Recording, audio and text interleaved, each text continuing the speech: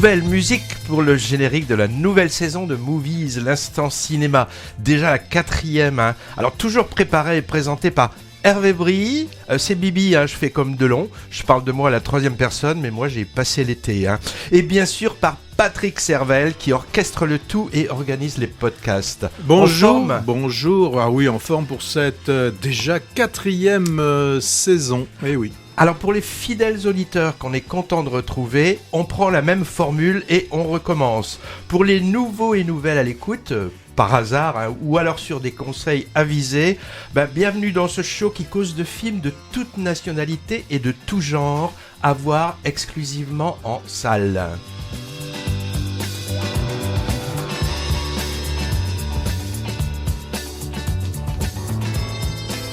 Alors petit rappel, ou pas, on chronique les sorties cinéma, surtout les films à l'affiche qui nous ont plu, et on n'est pas forcément d'accord, Patrick. Ça arrive. Il nous arrive aussi de parler moins gentiment de vessies qui veulent se faire passer pour des lanternes magiques. Alors en toute subjectivité, bien sûr. Nos chroniques après diffusion sur la web radio Aquitaine RG33 sont ensuite diffusées en podcast. L'émission d'environ 1 heure peut être écoutée en intégrale pour les plus courageux et les fans hardcore, ou alors saucissonnée par film traité pour les amoureux du ciné qui aiment picorer. Le bonus de l'intégrale, c'est qu'on y entend des interludes musicaux amoureusement choisis qui ont forcément à voir avec le 7e art, genre extrait de bande originale de film ou acteurs et actrices qui chantent.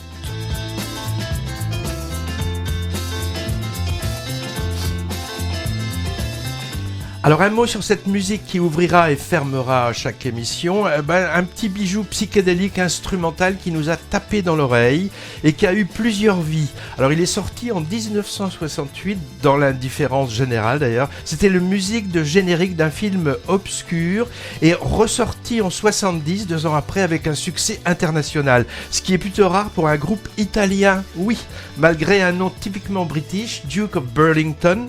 Le groupe en fait qu'il interprète est Transalpin. Le nom de ce morceau c'est Flash. On en écoutera peut-être un peu plus à la fin de l'émission si on n'est pas trop charrette, mais on est toujours charrette. Mais tu nous as pas dit le titre du film ? Alors là, je l'ai cherché mais je l'ai oublié. C'était un film italien donc, et en version originale, je sais plus. En version française non plus. Alors les bonnes résolutions, Patrick, écoute bien, pour cette saison, ce sera de faire plus court.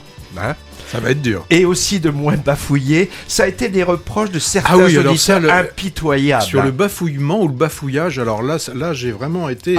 oui, mais qu'est-ce que c'est ça, oui. Les auditeurs. Je précise aussi 2 choses avant de commencer, de rentrer dans le vif du sujet. On évoquera de temps en temps un cinéma qui nous est cher. C'est un peu notre 2e maison, en fait. Il s'agit du Jean Eustache de Pessac. Movies est un des partenaires médias de ce lieu culturel qui est plus qu'un cinéma et dont on apprécie beaucoup la programmation. D'autre part, on parlera aussi à l'occasion des festivals de cinéma dans lesquels on se rend afin d'engranger des munitions pour préparer cette émission. Voilà pour la présentation. J'étais un peu long déjà, Patrick, non ? Oh non, t'as juste fait 4 minutes, c'est pas très long Alors, fait. Pour les films du jour, on a eu l'embarras du choix, car comme chaque année, ça se bouscule au portillon de la rentrée cinéma, d'autant plus que certaines sorties de l'été tiennent encore largement le haut du pavé et font de l'ombre aux nouveautés. Moi, je pense qu'il y a des films qui vont rester sur le carreau en ayant du mal à trouver leur public. Ouais, alors dommage. Notre sélection. Oui, les films dont on va vous parler, il y en a un qui est déjà sorti il y a 3 semaines. C'est une rencontre de 2 femmes que tout oppose et tout ça donne La prisonnière de Bordeaux. On reviendra sur le film sorti au mois d'août, une tragédie musicale dans le milieu des cartels mexicains, un film transidentitaire, c'est-à-dire complètement inclassable, et c'est Emilia Pérez.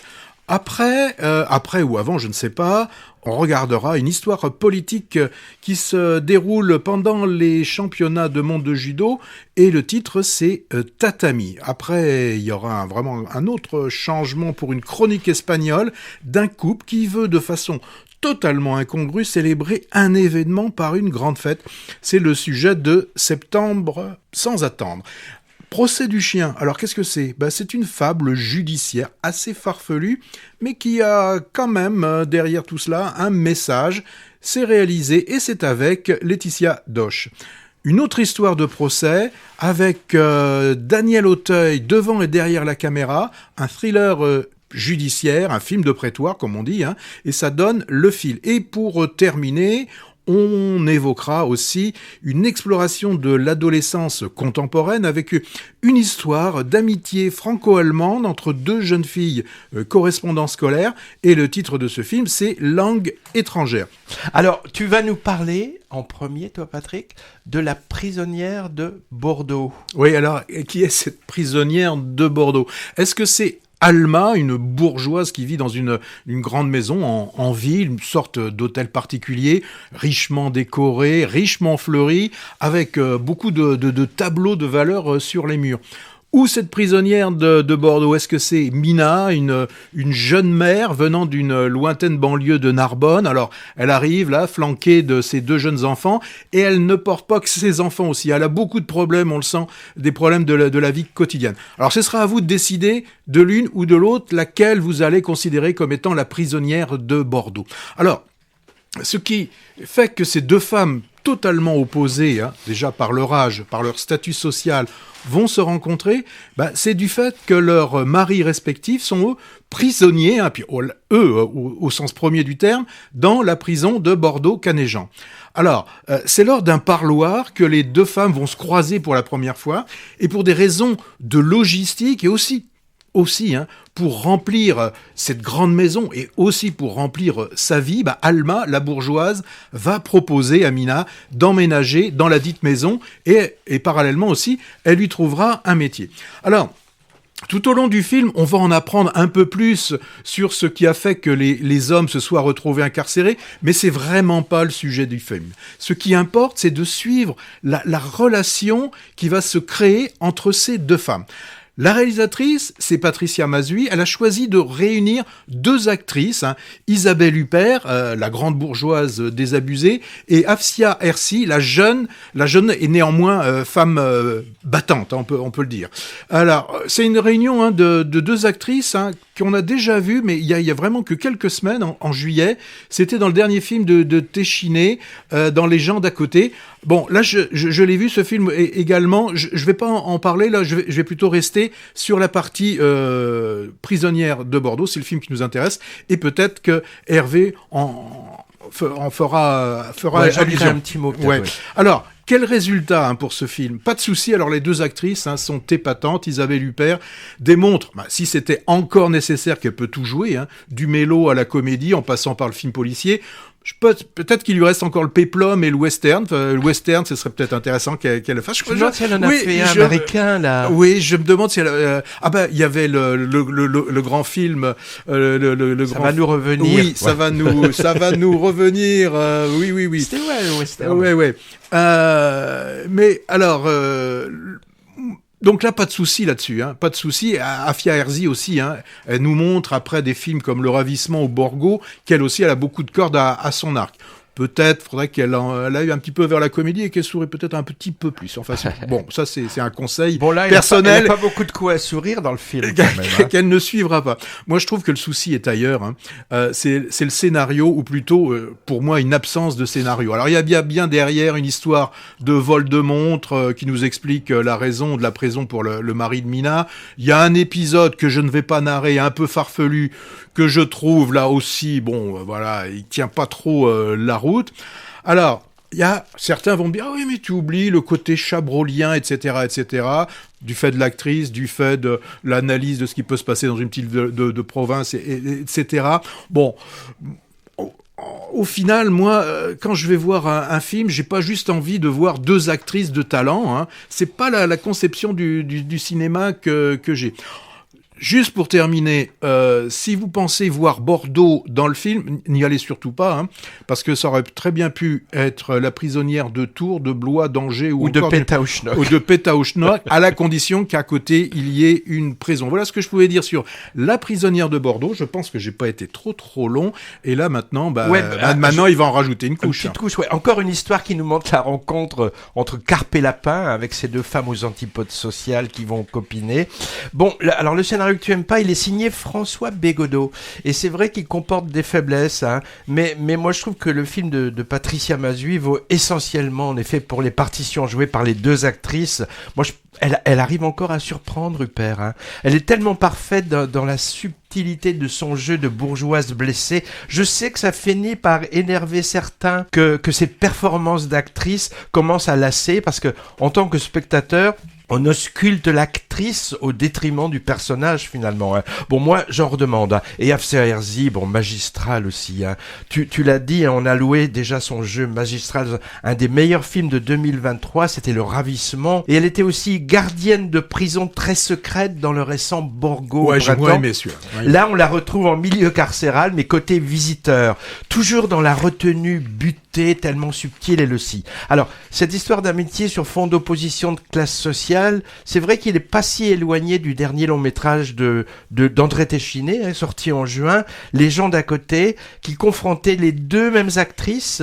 Huppert était flic et Afsia Herzi épouse d'un activiste Black Bloc, avec un peu d'ailleurs la même impression personnelle, un jeu d'actrice poussé à la perfection, mais au service d'un scénario qui pêche un peu par manque de crédibilité. Voilà, on va voir maintenant, on sort de prison pour aller dans un tribunal. Tu nous parles d'un certain fil. Oui, le fil. Alors, la justice, avec ses codes, sa dramaturgie, voilà un thème qui fascine le citoyen et le spectateur. On a donc un genre cinématographique inépuisable presque, le film de procès. Alors sans remonter jusqu'à des classiques de ce cinéma-là comme 12 hommes en colère ou Le juge et l'assassin, on a eu récemment plusieurs longs métrages qui rentrent dans cette catégorie. Alors je pense à Anatomie d'une chute, bien sûr, ou au procès Goldman de Cédric Kahn, ou à Saint-Omer également d'Alice Diop. Avec le fil, 5e film réalisé par Daniel Auteuil, on est en plein dedans puisqu'il s'agit du procès d'un homme accusé d'avoir tué sa femme. 3 ans après les faits, il est jugé. Alors comme personnages principaux, on a le prévenu, à l'allure de brave père de famille qui semble un peu perdu, et son avocat, convaincu de son innocence. Film de prétoire, donc essentiellement, avec témoins sur le grill, experts et plaidoiries qui font mouche. Quelques échappées du tribunal avec des flashbacks sur la période autour du crime et des moments où sont montrés les états d'âme de l'avocat. C'est globalement d'une tonalité assez sombre. J'ai pensé un peu à l'ambiance d'un Maigret, d'une histoire à la Maigret. En fait, il s'agit d'un polar finalement, où la vérité éclate à la toute fin. Derrière la caméra, Daniel Auteuil filme l'acteur Daniel Auteuil en permanence. Il est de la plupart des plans. Alors, on ne peut pas s'empêcher de penser à un exercice quand même assez narcissique. Il aurait pu choisir quelqu'un d'autre, après tout. Il y a de nombreux metteurs en scène qui font appel à lui, donc il n'est pas au chômage. Bon, je dois dire qu'il est très bon, comme souvent. Donc on va pas insister. Grégory Gadebois, en accusé assez insaisissable, lui tient la dragée haute. Et puis les seconds rôles au petit poil, comme notre plus francophile des actrices danoises. Elles sont, je vais essayer de pas dire de bêtises, Sidse Babette Knudsen, découverte dans la superbe série Borgen, et qui navigue aussi dans le cinéma français. Elle était par exemple la Irène Frachon dans La fille de Brest, sur l'affaire du Mediator. Alors on a aussi assez curieusement Gaëtan Roussel, en ami et peut-être complice de l'accusé. Intriguant de voir là l'ancien chanteur de Louise Attaque, mais pas tant que ça, puisqu'il est toujours chanteur.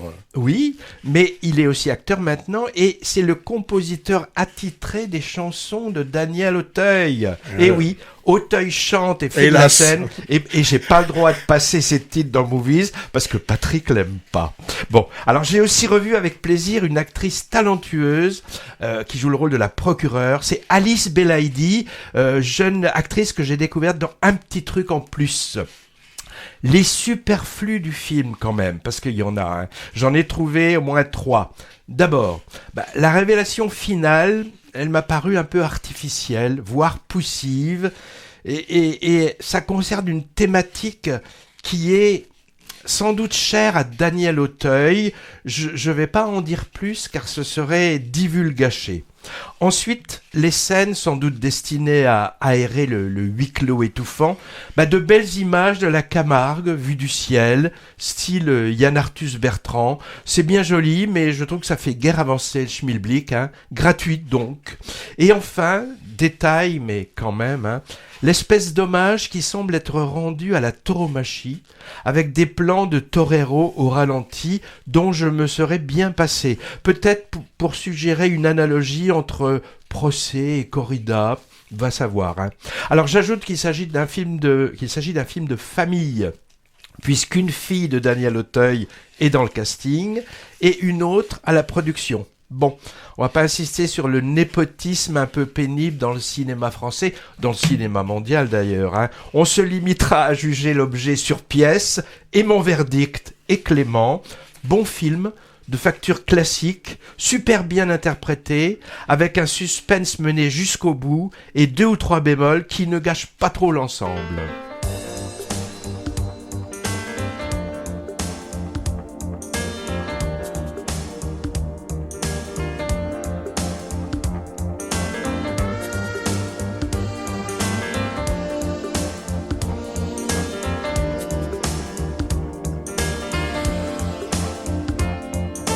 Blanc et noir,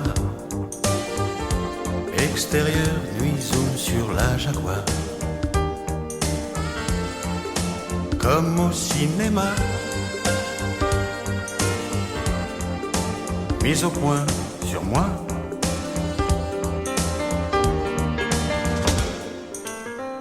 On a raconté plein d'histoires entre le jeune loup et le guépard.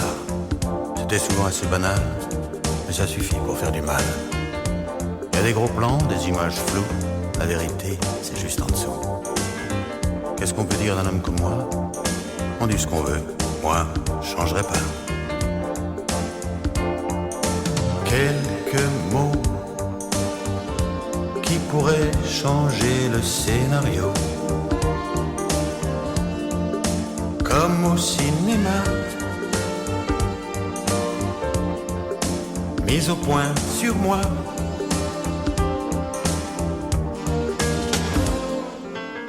Plan serré, musique d'ambiance. Quelquefois on se trompe de séquence. Ni passé simple, ni passé compliqué. Je conjugue ma vie à l'imparfait. Les projecteurs manquent de chaleur. C'est tant pis pour les acteurs.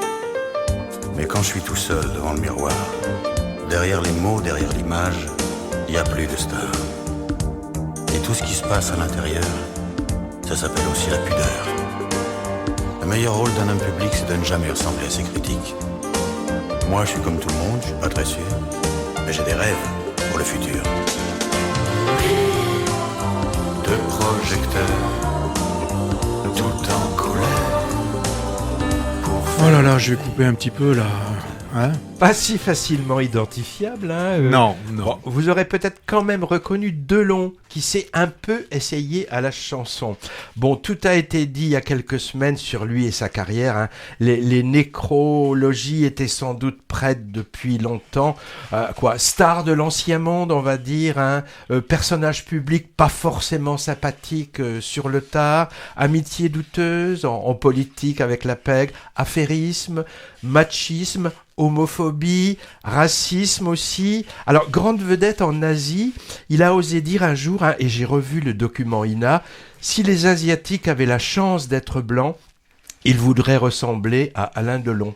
Il a dit ça en 96. Alors évidemment, il restera dans l'histoire du cinéma, en particulier pour ses 15-20 premières années de carrière, où il était, c'est vrai, magnétique physiquement et dans son jeu d'acteur. Qu'il repose en paix, mais pas avec son chien. Et bon courage aux héritiers pour la succession qui s'annonce houleuse. Alors on en a moins parlé, mais le monde du cinéma a aussi déploré cet été le décès de la grande Gina Rowlands. Gina Rowlands, c'est l'actrice forcément que l'on a vue dans le film de celui qui était son mari à une époque, de Cassavetes.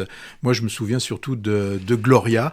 Et puis, je l'ai revue Je l'ai revu exprès cette semaine dans un épisode de Columbo avec Peter Falk, puisque C'était Peter un copain de voilà, tout ça de était des Cassavetes. copains. Et là, elle jouait le rôle d'une femme qui était en fauteuil roulant. Et même dans son fauteuil roulant, elle avait beaucoup de talent, cette Gina Rollins. Donc c'est vrai que sa disparition a un peu été éclipsée par Monsieur Delon. Mais Monsieur Delon, quand même, pour moi, il reste, j'allais dire le félin, puisque c'était un titre d'un film, Les Félins, mais le félin de Plein Soleil, de La Piscine. Celui qui a tourné 2 fois avec Lauzet, c'était L'assassinat de Trotsky et Monsieur Klein. C'est Le Guépard. C'est également aussi avec le même réalisateur, c'était Rocco et ses frères. Moi, je vais essayer Et c'est aussi plein de nanars. Je vais essayer de me souvenir de ça. Oui, des nanars, mais je vais essayer de me souvenir de cela. Et il y en avait un qu'on n'a pas forcément beaucoup vu, et il est ressorti dans un directeur cut, film de Zurlini qui s'appelle El Professeur. Oui, le professeur. Alors là, Alors, tu vas nous remettre une couche sur un film dont tu as oui, déjà parlé. Oui, c'était mais ça t'a tellement plu, Ouais. tu l'aimes tellement, c'était Emilia Ouais, Pérez. présenté à Cannes, c'est vrai que j'en avais déjà dit tout le bien, hein, et j'avais fait le pari que le film allait repartir avec des prix. Bah, j'ai eu raison, hein, il a quand même eu 2 prix. Alors le prix du jury et le prix d'interprétation pour les 3 femmes. Zoé Saldana, Carla Sofia Gascon et Selena Gomez. Alors bien sûr, j'ai aucun accent côté hispanique. Hein. Alors visuellement, c'est époustouflant. Hein. Alors c'est un film que j'avais vu en mai, que j'ai revu en août, et comme c'était dit dans la Gazette du cinéma Jean Eustache, le directeur François Aimé se posait la question. La question, c'est pas de savoir si vous allez aller voir le film, mais combien de fois vous allez aller le voir. Alors pour faire court, l'histoire, c'est alors on a Rita surqualifiée, surexploitée, qui si talent d'avocate plutôt au service d'un gros cabinet qui est plus enclin à blanchir des criminels qu'à servir la justice. Mais là, elle va avoir une possibilité de sortir de tout ça, c'est assez inespéré, c'est aider le chef du cartel, Manitas, à se retirer des affaires. On ne peut plus glauque et réaliser un plan qu'il peaufine en secret depuis des années. Et bon, là, tout le monde le sait, tout le monde a vu le film annonce, tout le monde a entendu parler du film, ça va être de devenir la femme qu'il a toujours rêvé d'être. Bon, c'est pas évident de réaliser un film avec un tel pitch, ou un tel argument, pardon, je vais essayer de parler français. Audiard n'a pas eu peur, et en plus de cette histoire qui est déjà abracadabrantesque, il y ajoute la forme qui va être une comédie musicale. Oui, j'ai bien dit une comédie musicale. Ce qui différencie quand même Emilia Pérez, par exemple, d'un Mamma Mia, c'est que les chanteurs, chanteuses, là, ne sont pas des pros, on le sent, de la chanson, et pourtant, c'est bien eux qui chantent. Alors, même si parfois ce ne sont que des chuchotements murmurés, ces morceaux musicaux et chantés, concoctés par Camille, sans effet de voix, sont pourtant tellement emplis d'émotions. Cette scène, par exemple, où la petite fille retrouve le parfum de son père, me donne encore la chair de poule et emplit mes yeux d'une certaine humidité. Bon, alors le scénario, il se promène comme des feuilletons novellas venus d'Amérique du Sud, et c'est normal, puisque ça se passe pas en Amérique du Sud, ça se passe un petit peu plus haut, puisque on est au niveau du Mexique, d'un Mexique qui a été entièrement reconstitué de toutes pièces, mais avec quel talent, dans des studios de la région parisienne. Et quelle énergie avec tous ces moments, ces morceaux dansés, chantés, qu'on aurait pu voir également aussi dans de la Moldova ou pourquoi pas du Tarantino. Film à la gloire des femmes. Audiard nous montre que pour lui, chaque film doit être une révolution dans sa filmographie, pourtant déjà très riche.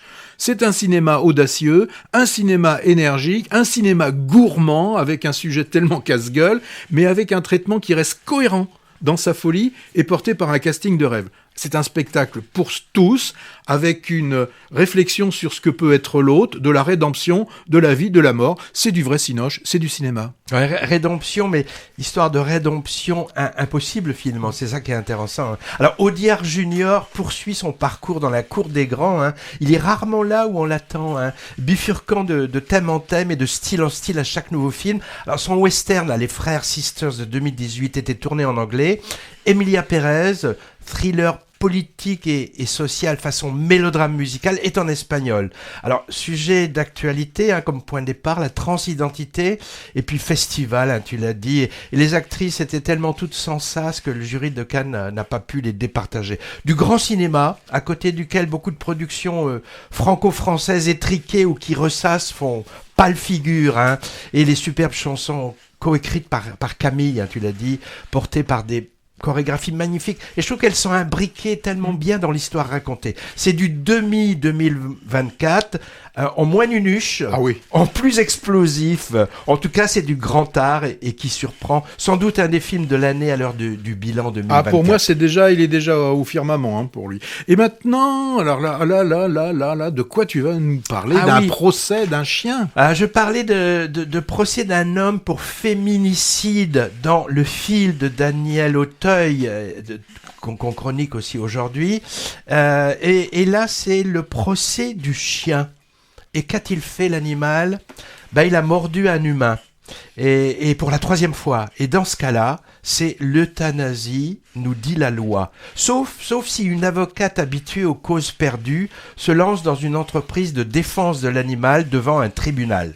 Alors, scénario fantaisiste, vous me direz, et pourtant tiré d'une histoire vraie, d'un fait divers, oui, qui s'est déroulé en Suisse. Sauf que dans la réalité, le chien n'était pas au procès, alors que dans le film, il est présent et il cabotine un max. Comédie donc, mais avec un sous-texte sérieux et même, on pourrait dire, engagé. Devant et derrière la caméra, Laetitia Dosch, qui est, je ne savais pas d'ailleurs, elle est citoyenne suisse, et dont c'est le premier long métrage. Elle était à l'affiche cet été dans le roman de Jim, beau mélo des frères Larieux sur la paternité.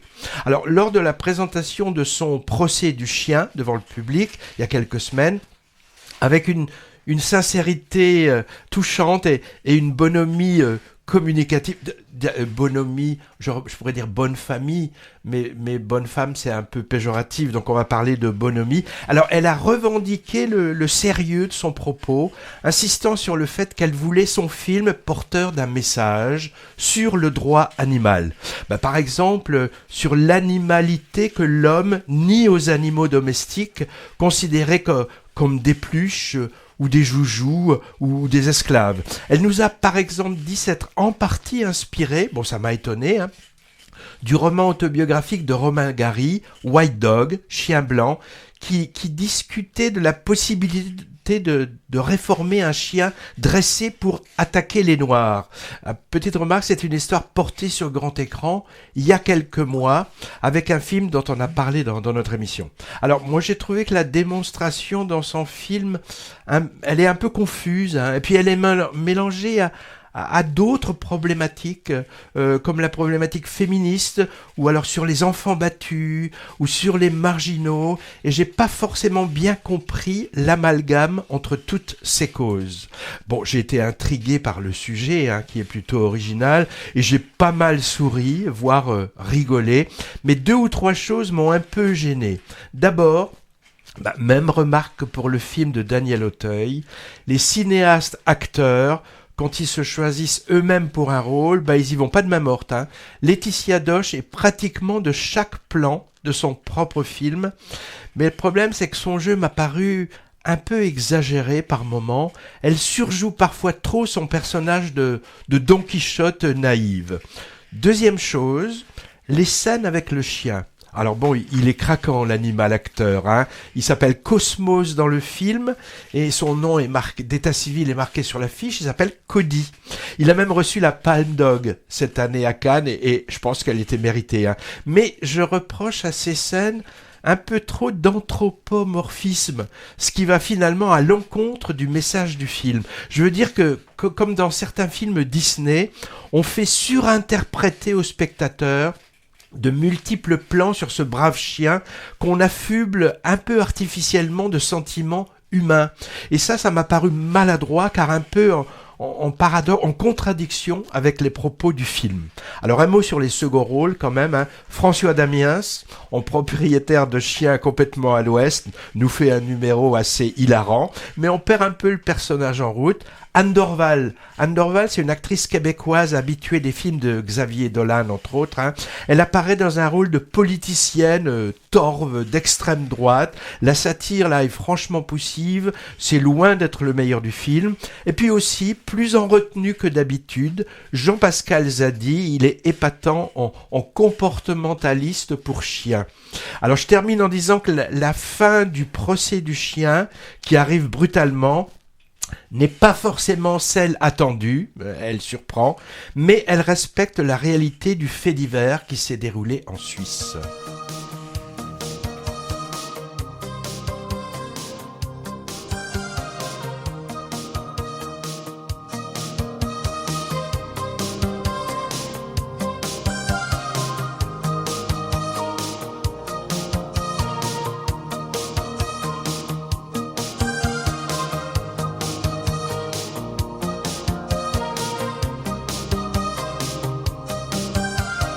Comme elle est partie, Jim a les nerfs. Jimmy boit du gin dans sa Chrysler. La presqu'île, le boulevard de la mer est con. Comme elle est partie, attention, Jimmy tourne en rond. Hier soir encore son héroïne le serrait si fort en disant Jim. Elle était son calmant, son alcool profond. Comme elle est partie, attention, Jimmy tourne pas rond. Jimmy t'es fort mais tu pleures sur le cuir de ta Chrysler. Là-bas le soleil s'écroule dans la mer. Jimmy les filles pour le cœur, comme l'alcool et les revolvers. C'est sauter en l'air, tomber par terre. Depuis 2 ans sur Jim bossait fort pour que sa starlette bronze en rebord. Avec elle, il voulait un bébé sans vie. Comme elle est partie, attention, Jimmy veut mourir. Jimmy t'es fort mais tu pleures sur le cuir de ta Chrysler. Là-bas le soleil s'écroule dans la mer. Jimmy les filles pour le cœur, comme l'alcool et les revolvers. C'est sauter en l'air, tomber par terre. Jimmy va trop vite, Jimmy pleurniche. Il sent son parfum sur la On lui coupe la corniche. chic, ce pauvre Souchon. Entendu dans le roman de Jim. Ah bah forcément. Très beau mélo sur la paternité des frères Larieux, sorti cet été avec Guillaume Niclou, qui a insisté pour que ce titre... Karim. Karim j'ai dit Guillaume. Karim Niclou, qui a insisté pour que ce titre de Souchon fasse partie de la bande-son. Et il a dit, quitte à payer de sa poche les droits d'auteur. Alors les deux réalisateurs, frères, pas forcément d'accord au début, ont cédé. Et a raison, parce que cette balade de Jim, elle colle parfaitement, non pas à l'histoire du film, mais à l'esprit du film, on va dire. Je pense, Patrick, qu'on va aller faire un peu de judo, c'est ça ? Ah bah il dit tout lui dès le début. Il y a aucun suspense. Il y a aucun suspense. si. Bon, en tout cas, le film dont je vais vous parler, c'est un film que les Iraniens n'auront aucune chance de voir sur les écrans de leur cinéma, ni ailleurs, d'ailleurs sur aucun écran, quel qu'il soit. Pourquoi ? allez-vous me dire, et tu vas me le demander, pourquoi? Et pourquoi, Eh Patrick? ben, pourquoi? Parce qu'il y a 2 raisons majeures à cela. La première est que le film est co-réalisé par un Israélien. Donc déjà, c'est foutu. Et comme si ça suffisait pas, en deuxième lame, comme l'a écrit un quotidien conservateur iranien, alors ça je l'ai lu sur Internet parce que je le lis pas en permanence, ce quotidien conservateur iranien qui s'appelle Farnik Tegan, et qui nous dit que ce film évoque un sujet sensible. Oui, ça c'est du diplomatique.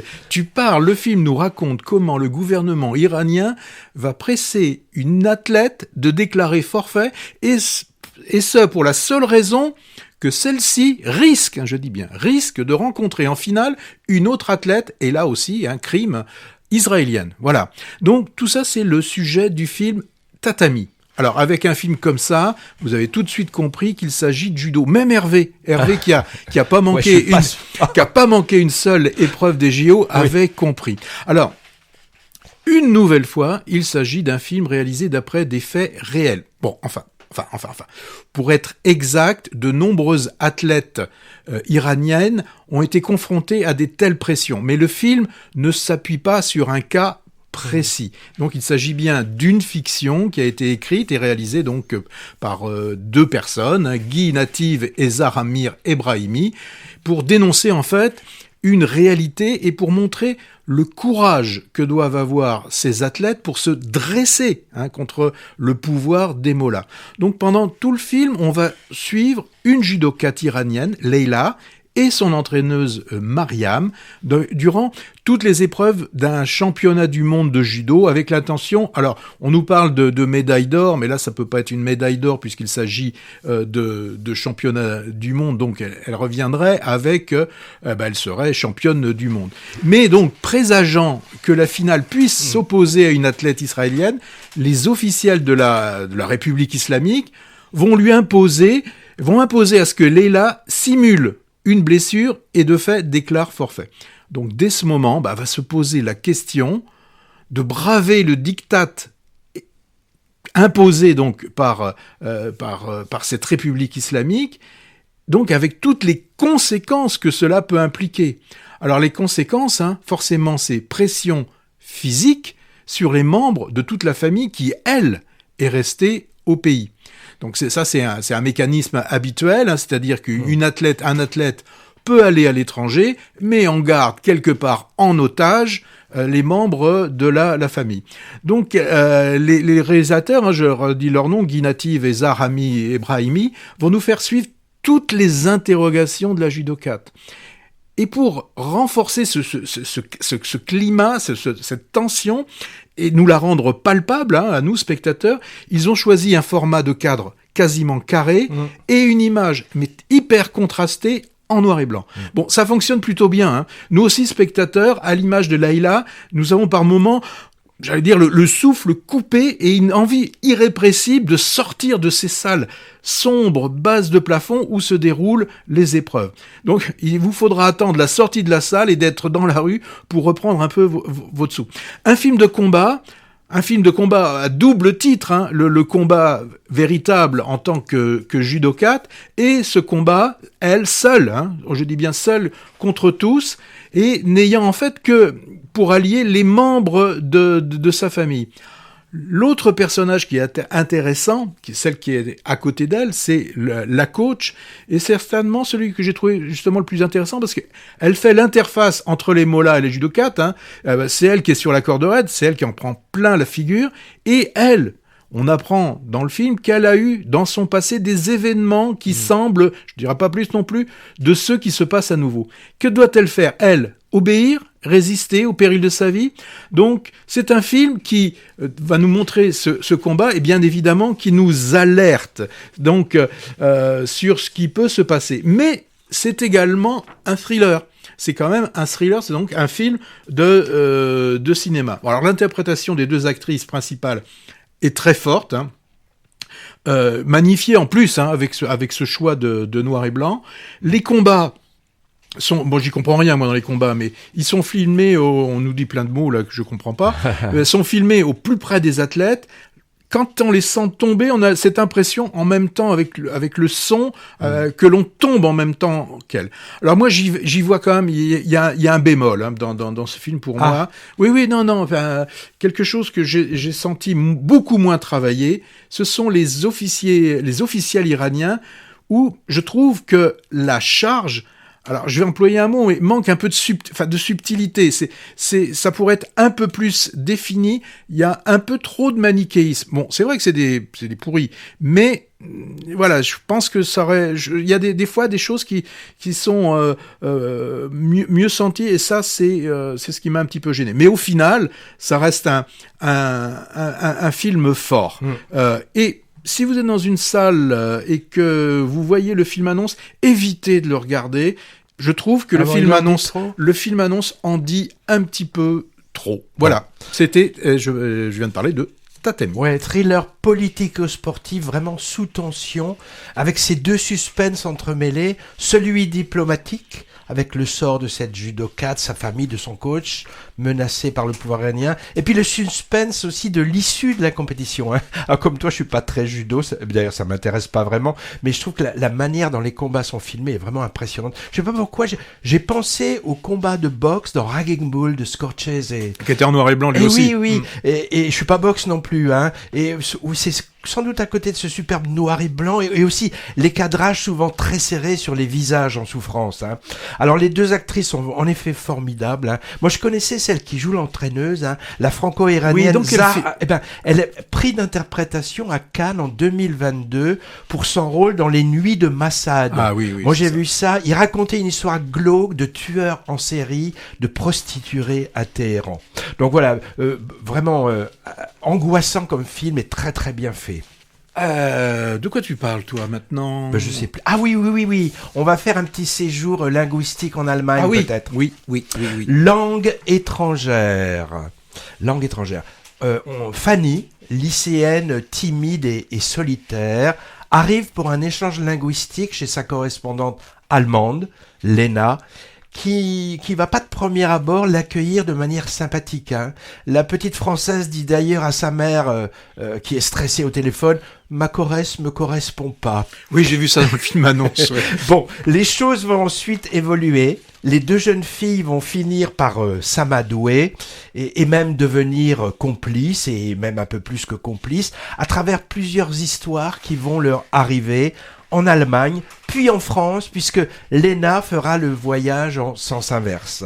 Alors avec ces deux personnages principaux, on a affaire à une étude psychologique vraiment subtile de la jeunesse contemporaine, ou du moins de la jeunesse européenne, hein, version féminine, avec ses angoisses de l'avenir, ses doutes, ses recherches d'expérience, expérience sentimentale, expérience sexuelle, le désir de perte de contrôle aussi qu'on peut avoir à cet âge-là, l'attirance vers la radicalité politique d'extrême gauche est aussi traitée de manière très intéressante. Et bien sûr, forcément, l'opposition face aux parents et à leur monde, les familles de chacune des deux ados cachant mal leur dysfonctionnalité par ailleurs. Hein. Alors c'est aussi un film sur l'imaginaire et le mensonge comme moyen d'exister et de se construire à l'adolescence. Moi j'ai trouvé ça passionnant, et d'autant plus avec le recul. Hein. Je l'ai vu il y a quelques mois et je me demande si je ne vais pas retourner le voir. Hein. Il est sorti cette semaine, je crois. Hein. De mon côté, des films traités aujourd'hui, c'est celui que je mets en deuxième préféré, après Emilia Pérez, pour sa fraîcheur, l'originalité, l'espèce de douceur qu'on ressent dans la mise en scène, et puis le côté très ancré dans le présent de cette histoire.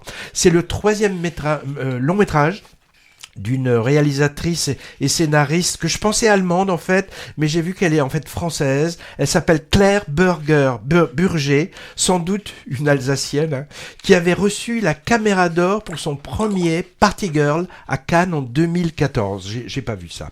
Alors les deux jeunes actrices sont d'un naturel assez confondant, hein. L'une introvertie et l'autre plutôt sûre d'elle et rentre dedans. Et les mamans respectives des deux jeunes filles sont interprétées par Chiara Mastroianni d'un côté et Nina Hoss, deux actrices bankable, comme on dit, hein, qui ont sans doute voulu, par leur notoriété, donner un coup de pouce à ce petit film. Je dis petit entre guillemets, petit mais que je conseille grandement. Alors Nina Hoss, pour ceux qui verraient pas bien de qui il s'agit, c'est une vedette en Allemagne, habituée des films du réalisateur de Christian Petzold. Elle joue le personnage principal dans Barbara et Phoenix, deux très bons films de ce réalisateur allemand. Pour la situer, elle est aussi la secrétaire et accessoirement maîtresse du personnage de chef d'orchestre joué par Cate Blanchett dans Tar, il y a 2 ans. Cette langue étrangère vaut le voyage.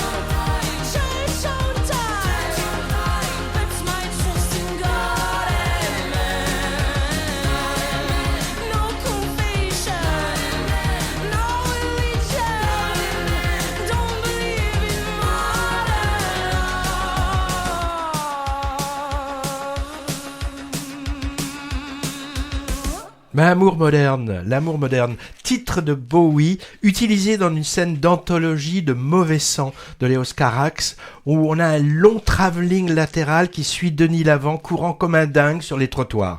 Alors scène vraiment superbe chorégraphie cinématographique, reprise sous forme d'hommage par Greta Erdvig dans son deuxième film Frances A. Alors ce Modern Love est réinterprété ici par Zao de Sagazan, qui la chante chanté lors de la soirée d'ouverture du dernier festival de Cannes, au grand plaisir d'ailleurs de la réalisatrice Greta Hadwig, présidente du jury, qui avait l'air très émue. Ah oui. Elle fait très fort cette année, cette jeune autrice, compositrice, interprète, à peine connue il y a 1 an, et que tout le monde porte au nu, avec par exemple sa participation en plus à la cérémonie de clôture des Jeux Olympiques, chantant du Piaf. Il nous reste un film à traiter. Oui, je vais vous parler de Septembre, c'est le bon mois, Sans attendre. C'est ce qui est chanté en fait au début du film. C'est une chanson populaire et c'est ce qui donne le titre du film. En fait, le titre original, lui, est beaucoup plus explicite et d'ailleurs divulgateur, puisque c'est Volveris, alors je sais pas comment ça se prononce, qui signifie, merci Google Traduction, qui signifie donc en espagnol, quand on traduit en français, ça doit dire tu reviendras ou vous reviendrez. Donc déjà, ça donne quand même une idée sur le film. Donc tout est dit de ce titre original.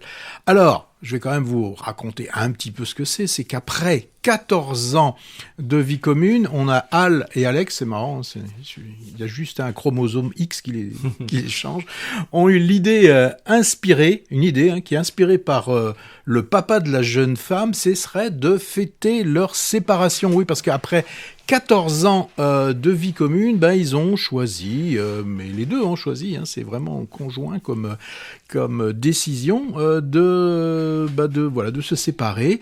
Et bien sûr, ça va laisser perplexes leurs proches.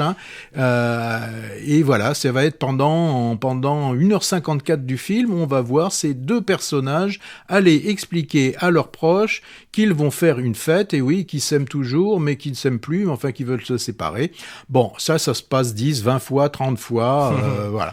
Alors, le réalisateur... Ça, il peut pas le cacher puisqu'il nous le montre tellement de fois. C'est un admirateur de Truffaut. Il insiste bien tout au long du film à reprendre ce que disait le père François. Le cinéma est plus beau que la vie. Alors, dès le début du film, on a le droit à une référence tellement évidente à Domicile conjugal, où on voit Jean-Pierre Léaud qui lisait... Bon, alors Jean-Pierre Léaud, lui, lisait un livre sur les femmes japonaises, et Claude Jade sur le danseur Nourieff. Il va aussi... Alors, il va jusqu'au bout, puisqu'il nous montre, quand dans un voyage à Paris, ils vont au cimetière Montparnasse, sur la tombe du dit François Truffaut. Bon, dans ce film, la seule chose amusante que j'ai pu trouver, c'est une mise en abîme complète, puisque le couple ils travaillent tous les deux dans le cinéma et ils sont en train de tourner le film que nous, spectateurs, nous voyons à l'écran. Bon, ça c'est déjà vu, c'est mise en abîme de ce style. Alors, il y a une autre référence lourde de ce film quand même qui est faite à Rohmer. Alors ça parle, ça n'arrête pas de parler. Même je trouve à côté, Lucchini, il fait autiste, il ferait muet, quoi. Alors tout cela est très long, répétitif. On nous parle des moments, alors je ne sais pas pourquoi, de Nietzsche, Kierkegaard, Liv Ullmann. Bon, certains m'ont trouvé ça charmant. Moi, plutôt que charmant, il y a beaucoup de lettres communes, j'ai plutôt trouvé ça chiant. Et toi, Jean-Louis? Non, je vais le sauver un peu comme tu exagères. Comédie de remariage, un peu spéciale, moi, ça m'a évoqué le Woody Allen des débuts, avec ces deux trentenaires intello-madrilènes qui passent leur temps à bavarder dans leur appartement, disant d'autres choses auxquelles... Ouais, mais c'est drôle, Woody Allen. Ouais, mais là, il y a un côté drôle, et ils sont même pas sûrs de croire ce qu'ils disent, sans cesse, ils tergiversent, ils changent d'avis, et puis bon, ce jeu méta sur la réalité, la vraie vie, et le cinéma qui interfère, puisque les deux protagonistes évoluent dans ce monde-là. Bon, alors, le réalisateur Jonas Trueba offre au passage donc des hommages appuyés. Alors, tu as dit... Appuyés. Des citations, Truffaut, c'est sûr, mais bien sûr aussi, alors tu parlais de Rohmer, mais Bergman est amplement cité. On peut d'ailleurs penser le film comme une sorte de scène de la vie conjugale, mais version comédie légère, mais un peu plus profonde qu'il n'y paraît. Et puis tu disais Truffaut, alors on peut aussi voir le film comme un ni avec toi ni sans toi, mais qui ne se termine pas du tout tragiquement, comme dans La femme d'à côté. Alors bon, c'est vrai, c'est très bavard, c'est en même temps et le charme et la limite de ce film. Moi j'ai beaucoup aimé le jeu des deux acteurs, lui avec son charme nonchalant, il m'a fait penser à Hugh Grant, et elle, j'ai trouvé vraiment pétillante aussi. Voilà, c'était pour l'espagnol Septembre sans attendre. Alors, comédie verbeuse qui se regarde le nombril d'un côté, ou bien fine étude psychologique d'un couple, ou les deux en même temps. Chacun se fera son opinion. Fine étude, non mais qu'est-ce que si. fine étude? Fine, mais non. Allez, on brise là. On brise là. Et maintenant, si on regardait, tu sais, dans toutes nos saisons, de la 1, la 2 et la 3, on parle de ce qu'on a dans le viseur. Ouais, les alors, films qui nous font envie et qui sont bientôt à l'affiche. Alors bon, j'avais mis en préparant cette émission Beetlejuice, un Tim Burton qui on remet une couche 35 ans après. Je l'ai vu depuis et je pense pas que je pense que je l'enlève du viseur. Dahomey, c'est l'Ours d'Or, Berlin 2024.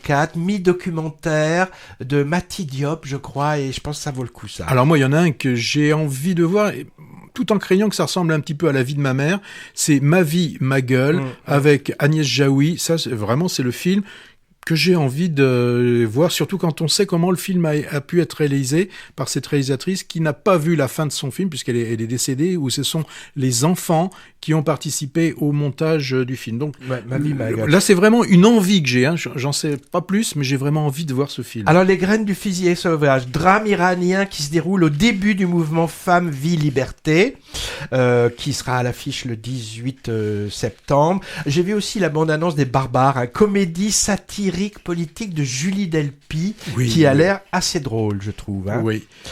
Et puis, Ni chaîne ni maître. Alors, Ni chaîne ni maître, drame historique, l'esclavage sur l'île Maurice au XVIIe siècle. Bien, je pense qu'on est... Ah ben oui, on va écouter un petit peu ce générique, ce nouveau générique. Hein. Oui. Ben oui, surtout de bien rappeler que vous pouvez nous retrouver, comme tu l'as dit au début de l'émission, sur notre site, l'instantciné.fr, dans tous les bons podcasts, hein, comme on dit, c'est-à-dire Deezer, Spotify, Amazon Prime, Apple, enfin partout vous arriverez à nous retrouver. On va se donner rendez-vous pour le... Alors 13 et 7, ça fait 20, ça sera le 20 septembre. Alors je précise quelque chose, on avait préparé une petite partie sur les films de l'été, dont certains sont d'ailleurs encore à l'affiche. On se doutait bien que ça allait pas tenir dans notre 1 heure, donc vous trouverez ça sur les bonus. Voilà, au revoir et bonne quinzaine cinéma.